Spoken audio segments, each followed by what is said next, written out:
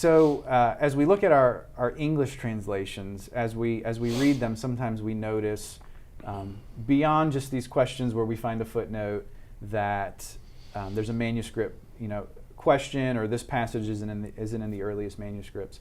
When we line them up side by side, there's wording differences. Mm-hmm. Some translations will have longer sentences, shorter sentences, and some translations, as we've mentioned, say with the King James or in the NIV, there might be actual, a phrase that's left out of the NIV that's in the King James. So as for the person in the pew who's reading this and wants to be sure that they're reading God's Word, how do we help them navigate through why we see these differences between our modern translations? Read the NIV.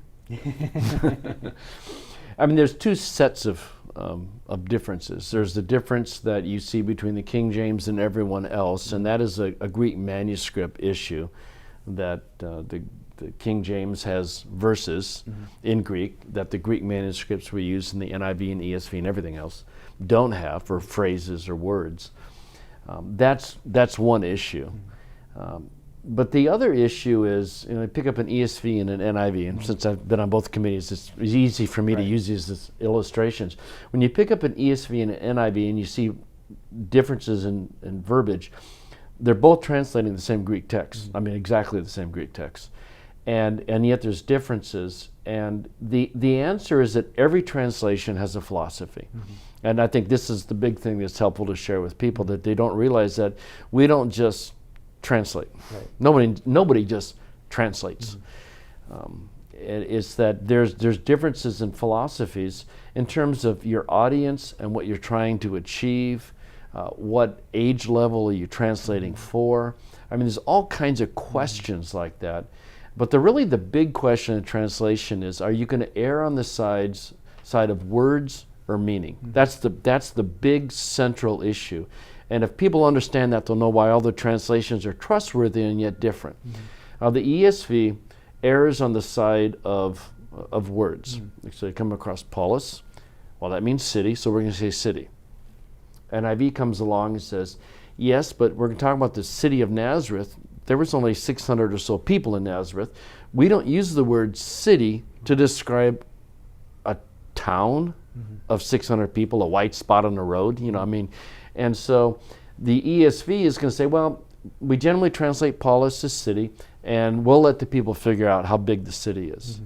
A translation like the NIV, the Net Bible, the New Living, and some of these others, they'll go, well, we need to make sure that we're not just conveying the same words, but that we're getting the same meaning across. And so, for example, the NASB translates, I think polis occurs 163 times. Every time in the NASB, it's city. That's just not right because of what we view a city to be.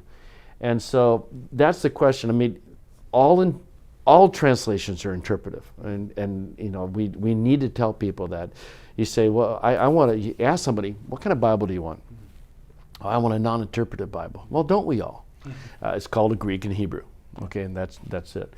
But all translation involves interpretation. Even like an NASB, ESV kind of Bible, you have to interpret it.